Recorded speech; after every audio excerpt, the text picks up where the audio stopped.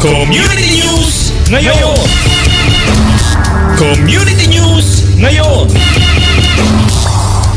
Samantala mga kababayan, atin naman pong pakinggan ang panayam ng ating pong RK Patrollers mula po sa labas ng himpilan hinggil po sa isinagawa pong evacuation sa ating pong lugar dyan po sa bayan po ng sa barangay ng Lutukan. Si Teacher Jong ang ating pong mga ka-RK, rito po kayo sa Lutukan Integrated National High School at check po natin o titingnan po natin kamusta po ang ating mga evacuees dito ngayong araw na ito mga ka-RK. Kasama ko po ang ating mga daycare workers at ating mga BHW sa bawat barangay na narito ngayong umaga to. Kilalanin po natin sila. Ayan, magandang umaga po sa inyong lahat. Sana'y safe po kayong lahat ngayon. Despite sa ating pinagdadaan ng bagyo, sana lahat po ay okay. Ako po si Jomari Paglinawan from Montesilio. Daycare worker po ng Montesilio. At kasama po natin ang ating daycare worker ng Lutukan Uno, si Ma'am Lolita Kasipli po ng Lutukan Uno. Good morning po sa ating lahat. Be safe po tayo.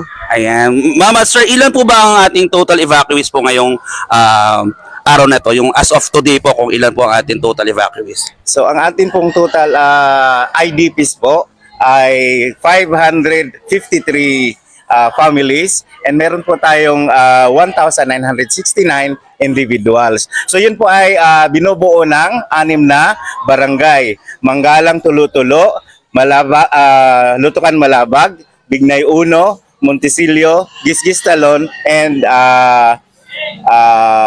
yung isa nawawala. Tulo-tulo. Yun. Manggalang Tulo-Tulo. Manggalang Tulo-Tulo. So hanggang kailan po ba sila po mag-i-stay po dito? So ang inaantabayanan po namin, sir, bali kung ano po yung desisyon ng nakakataas, yun po ang susundin namin. So sila po yung magbibigay ng hudyat kung kailan po kami pwedeng magpauwi ng mga IDPs namin. Ayan. So kamusta naman po yung kanilang mga basic necessities po dito sa evacuation area? Okay naman po, may mga kapitan din na patuloy na nagbibisita at nagmonitor.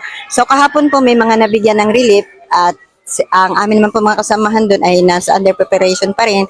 Kaya ngayon po, basta nakaantabay po kami anuman whatever na kanilang magiging announcement sa amin. So kamusta naman po yung kanilang mga, may naiinom po ba silang malinis na tubig? Yung mga CR po ba dito ay kamusta naman po? So yun naman pong tungkol sa tubig ay kanya-kanya naman pong dala and depende na po sa barangay kung ipoprovide din na ng tubig. Pero okay naman po so far, wala na pong problema. Yan, okay po. May mga ano din po kasi na may mga CR naman na meron, kaya nga lang dumarating din sa point sa karamihan ng ating IDPs ay doon minsan na-short pero sa ngayon po ay okay naman na ulit. Ayan. May mga mensahe po ba tayo sa ating mga kababayan po dito sa Sariaya at dito po sa evacuation area po natin?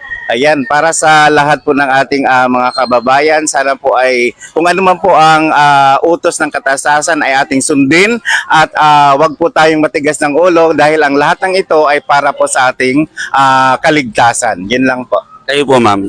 Una po ay pasasalamat sa ating dakilang lumikha sa kabila ng lahat ng nakaambang matinding bagyo ay ito po, nakaranas po tayo ngayon ng medyo nagliliwanag ng panahon. Kaya patuloy pa rin pong dasal ang aming pinagtatagubilin at hiling sa lahat. Dan sa ganun patuloy po tayong maging ligtas. Glory to God po. Ayan mga ka-RK, so interviewin po rin natin ang isa sa mga masisipag nating kapulisan na binabantayan po ang ating mga evacuees dito sa Lutukan Integrated National High School. Sir, sino po sila at kamusta po dito? Ako nga pala si Police Corporal Joseph Abihay. Ay buti okay na ang panahon natin ngayon. Yung iba ay tinitingnan nila yung kanilang mga bahay pero nabalik din naman kagad. Tapos yung mga evacuees naman natin ay okay naman sila, nakatulog naman maayos at di naman kagabi mahangin. Di na rin siguro naulan kagabi. Kumbaga ay ano na lang, papatak-patak na lang. Ayan, may mga mensahe po ba tayo, sir, sa lahat ng mga evacuees po natin ngayong araw na ito at sa lahat po ng nanonood at nakikinig po sa RK 107.7?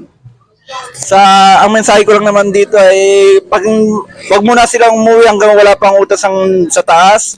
Kung may utos na, saka natin sila pauwiin. Hanggang maaari mawala na ating bagyo at magpasalamat lang tayo sa Panginoon at gawa ng dito tumama ang bagyo. Thank you sa lahat ng sumusuporta dito, lalo ang mga kagawad, lalo si Mayor.